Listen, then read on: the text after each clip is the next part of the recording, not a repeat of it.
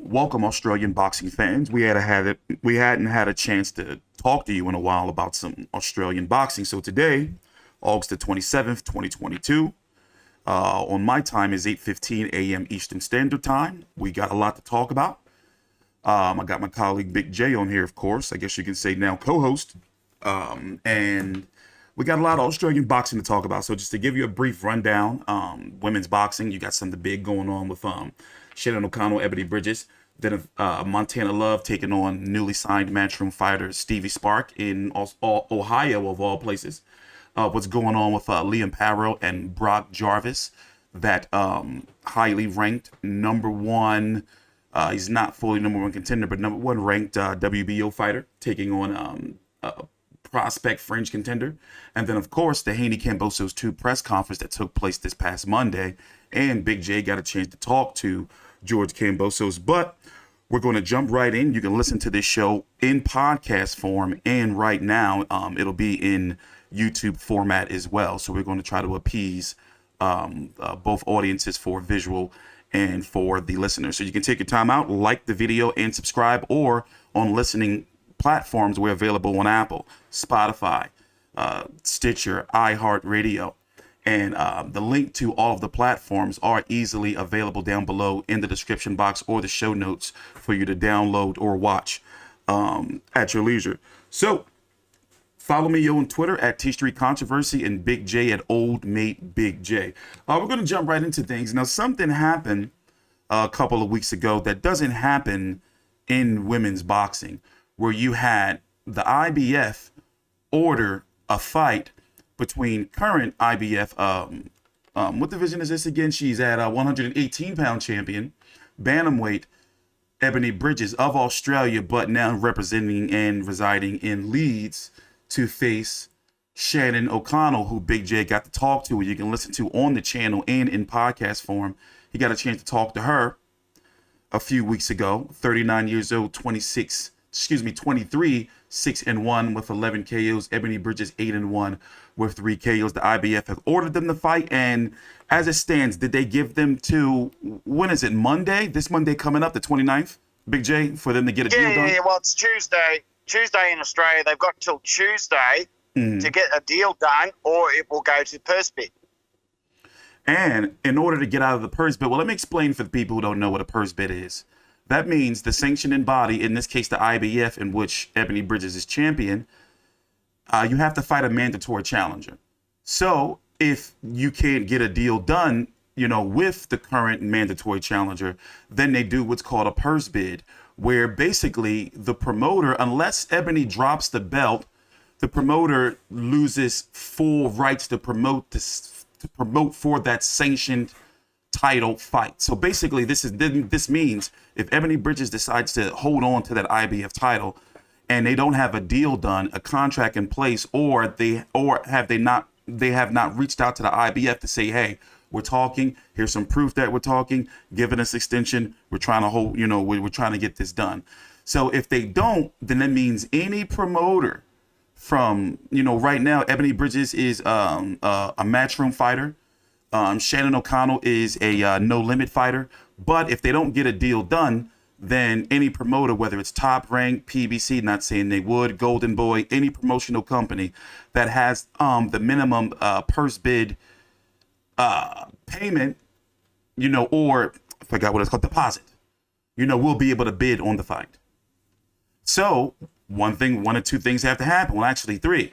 Ebanie Bridges and Shannon O'Connell would have to get a deal done, or Ebanie Bridges drops her title, or they go into a purse bid and anyone can bid on the fight. So my theory is, well, I'm going to let you go. What's your theory on why the IBF decided to order this fight? I don't know. This has come completely out of the blue. They normally don't order fights for women. Mm-hmm. And maybe they see that it is actually a pretty big opportunity and a big money fight for sanctioning fees. That's my theory. Yeah, that's my theory. Or maybe they just want to legitimize women's boxing more. They'd be like, well, we order all the fights for the boys, so why not do it for the girls instead of just, if they want to run a tighter ship, as they say, yeah, maybe they decide that this was the one fight that they could order this and, try to legitimize women's sport, which would make things better for the women. If there's purse bids, which means there's more money, which means they get paid more. Yeah. So the way I think it's going to go, I think Eddie would be crazy to let this go, because you can bet your bottom dollar No Limit will bloody bet the house on it. So No Limit will get that, because that way, one of their fighters gets a world title fight in Australia, an all Aussie female Australian Aussie fight. That's too big of a opportunity to let go. So, but you don't. But if we both talked about it off camera. Oh, even Bob Arum. This is a fight that belongs in Australia. Yeah, it's a fight that belongs in Australia. If it goes, Ebanie does not want to come here. Everyone knows this. She doesn't want to come home because A, Shannon will kick the daylights out of her, and B, Eddie can't protect her. Yeah. So that's why she doesn't want to come here, because she's got no advantage coming back home, which is ridiculous. An Australian fight in Australia, and they're not going to have, they're not going to get a fair shake, which is bullshit.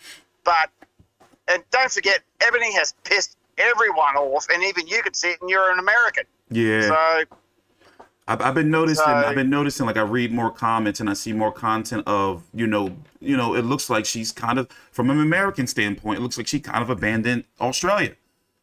And maybe because what we talked about is the lingerie thing, didn't really work for her over there. And from a business standpoint, it worked for her in the UK. But I just don't, it just comes across as a little distasteful from my side.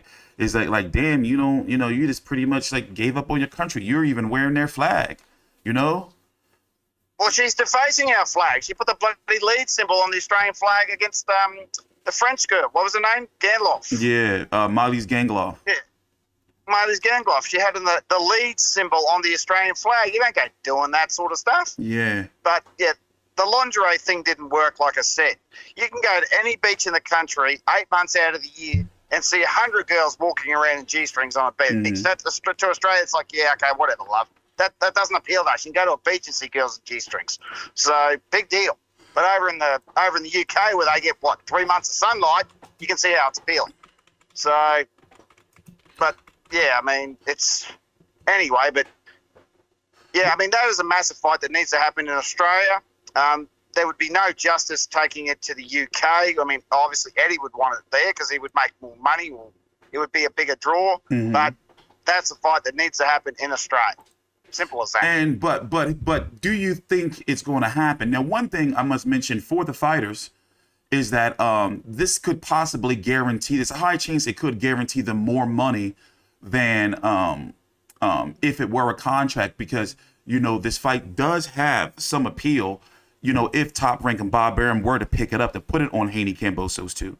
And frankly, the only way out of it really is it either goes to purse. Well, the three choices: either goes to purse bid, Ebanie drops her belt, and I know they don't want that, or they got to get a deal done, to the point where it satisfies both fighters, so they can say, okay, well, I won't take my chances in a purse bid. And now, I'm looking at the purse bid rules here. Per an ESPN report, the IBF has announced that starting this year, this was back in, let me see, when was this? 2019.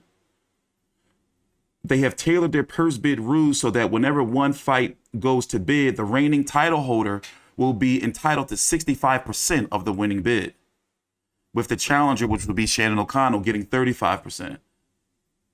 Yeah, okay, that's sort of fair. That's not a complete rip-off, but you can see how, okay, that works. Closer to 60-40, so, it's 35, but still, will it be enough money in a purse bid situation to where, basically, will they make more money off of a purse bid situation? Because at the end of the day, this is women's boxing, they want to make money. True. And True. This would also show, like, whoa, okay, this is like Ebanie Bridges. We've been hearing about her, the lingerie and everything. Could it finally pay off for her?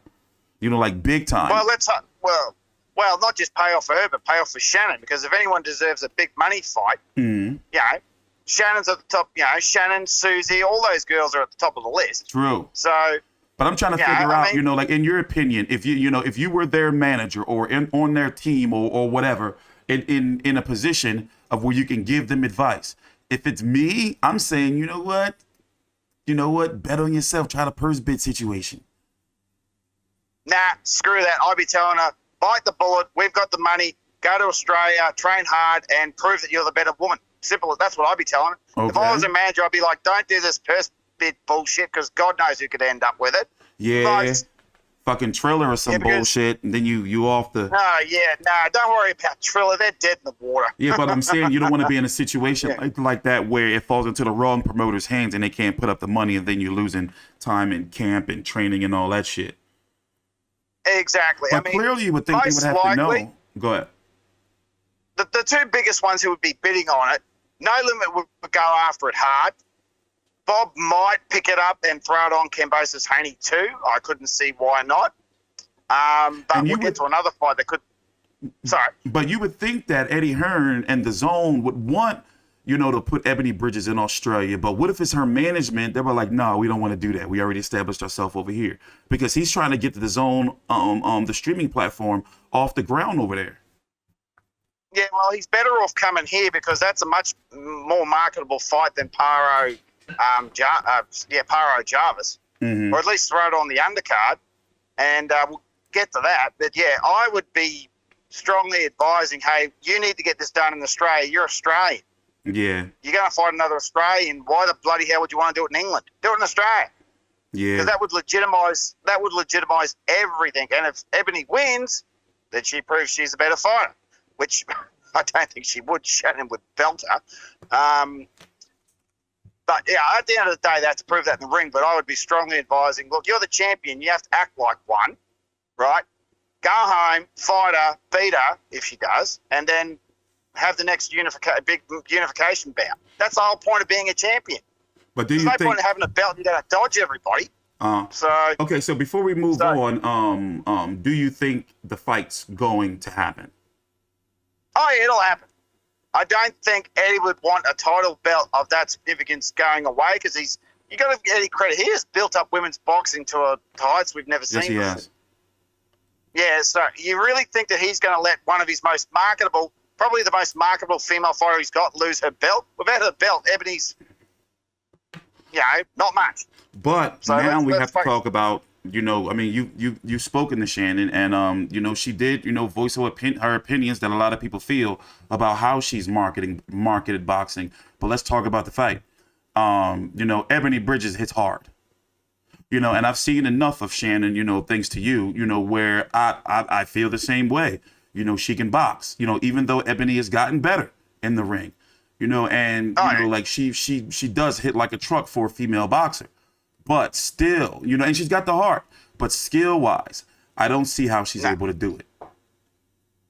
Skill wise, Shannon's got it all over her. She's vastly more experienced. Yeah, okay, she's older, but she's vastly more experienced, and she is a beast. Like, you see her, all right, there's not an ounce of fat on her. She knows exactly what she's doing. She's been in for a long time, and she's not going to let that opportunity go because, let's be honest, if she doesn't win this fight, she won't get another title shot. Yeah. Not at the stage of her career. So yeah. I mean, yeah, Shannon is vastly more experienced. Shannon's been in there with a lot, more significant fighters. I mean, Ebanie beat, the longest established IBF champion. What, she was running for was 5 years or 7 years? It was a long time. Mm-hmm. It was a long time, but obviously, she was at the end of her run where Shannon just keeps on improving. So she had time off to have her third child. She's come back, and she's just steadily got better. Mm-hmm. So it's definitely a fight where Shannon has the advantage, but that's not to say that, Ebanie can't win, but it's like, 70-30 in the favour of Shannon? Yeah. Easy, 60-40 at best. I mean, there's no reason why Ebanie, if Ebanie is at her very best, she could do it, but I see Shannon getting over it. Very, like a good solid win. I mean, it's not going to be a knockout. I think it'll go to the cards, and Shannon will probably get up, 10-round fight, 6 rounds of 4? Mm-hmm. So, yeah, I don't think it's not going to be an easy fight because Ebanie's got a ton of guts. She's proved that. Yeah. She doesn't. She's got the power. And she's got the power. But I think boxing-wise, Shannon's got it on her every day. You know, beat her every day and twice on Sunday. So well, I mean, and if she does beat Shannon, then that's gonna be one more step to being up there in the top tier of I mean, she's already pretty close, but I'm talking about going like proving that not only is she just a lingerie, she's been doing a good job the last couple of fights, but I think Shannon is the one that would really, if she would have beat her, to get her over the hump. But moving on, you got a chance to go to Suzy Q Ramadan's fight, 29-3 with 12 KOs, multi-time champion, 43 years old. Her last fight was actually 7 days ago, last weekend, on August the 20th in the Melbourne Pavilion, where she defeated a Temuco Akuda. And was there a title on the line for that? I forgot. Nah, there wasn't. It was just a return But she fight. was a former champion. Yeah, Kamuta was a WBO Superfly champion. Suzy was out for exactly 2.5 years because she fought February 20th, 2020. Very, very scrappy fight. It was a very, it wasn't a pretty fight, but Suzy did what she needed to get the win. A couple of problems with FightView360, Joel, mate, Big J, and we are. Sorry about that, guys. Go ahead. What were you saying? Yeah. Akuda, using some, bit of pushing, bit of grabbing, a few dirty tactics here and there. But overall, for what it was a good show. It was a good fight. I enjoyed it, and see, look good. Look good. I mean, for someone that, of her age and her inactivity period, she looked actually really, really good. So yeah, because this is only her second fight since 2018, and basically she really hasn't been active since 2017, or active as she should be, or a boxer should be. That's exactly right. And for someone that's only had 2 fights in 5 years, she can hang with the top tier people in the world at 115 or 118. So, I mean, there's been a lot of talk about that there's possibility of fight with Jamie Mitchell on the undercard to Haney Kambosos too. Okay. And I believe that, with the proper preparation, Suzy could hang and probably even beat Jamie Mitchell. But she's far more experienced than what Jamie Mitchell is. Yeah. So I don't know. Mitchell, but I will say that there is there's some things going on that we're not going to put out there, but there's some issues on if the if they're going to try to be able to get that fight made. By the way, just to let people know who Jamie Mitchell is, she is 8-0-2 with 5 KOs. She is under the same managerial banner as Ebanie Bridgers. 2 last fights were against Carly Skelly, where she stopped her in 4, and then Shannon Courtenay in that very, very good women's fight that took place back in October of last year, almost a year ago, where she won a majority decision. And Shannon Courtenay had missed weight. So they've been trying to build up, a potential Jamie Mitchell-Ebanie Bridges fight, but Jamie Mitchell is contractually obligated to fight Shannon Courtenay, and it's looking like basically she can't fight Ebanie until she at least fights Shannon, if that makes sense. Yeah, which is why I found the Suzy fight so left field. Like, where'd that come from? But if it happens, great. I'm not going to knock it. Suzy gets to fight for another world title. And a credible name, so, yeah.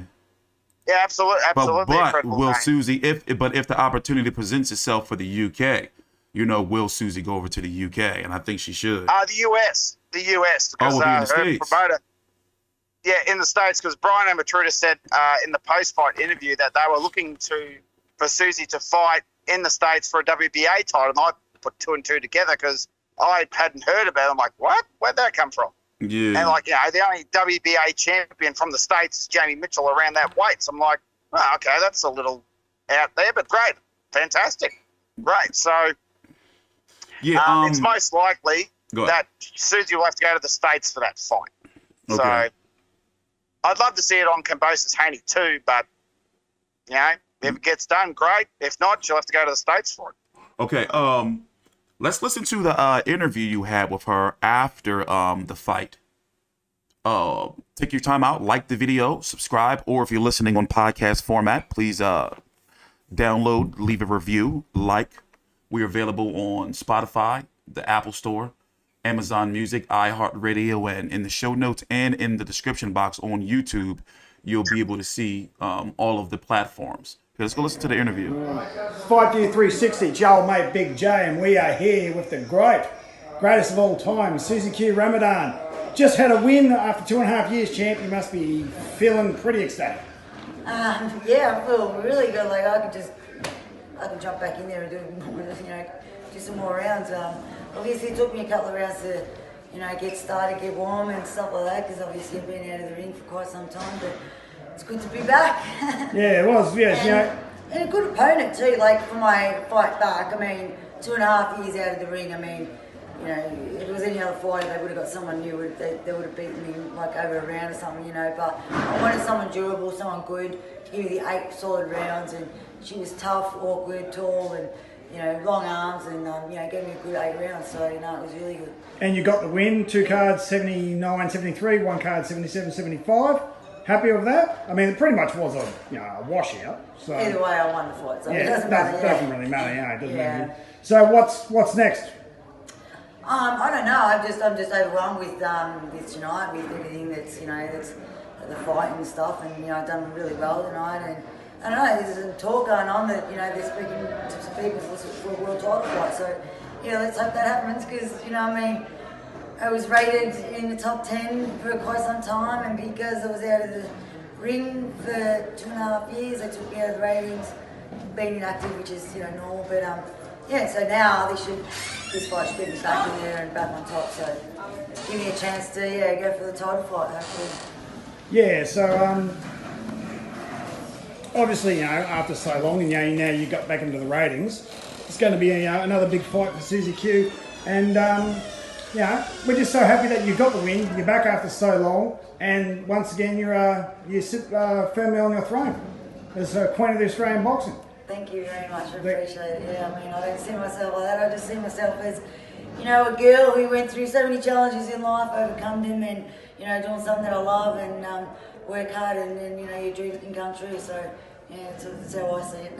Yeah, thank you very much. Once again, Suzy, thank you very much for joining us here on FightView360. Been your old mate Big J. As always, like and subscribe. Thank you. All right, so we want to make sure we give a thank you to Suzy Q Ramadan for the multiple interviews for the show and supporting the channel. FightView360.com and the podcast is called, I can't believe I'm just mentioning it, the FightView360 Boxing Podcast.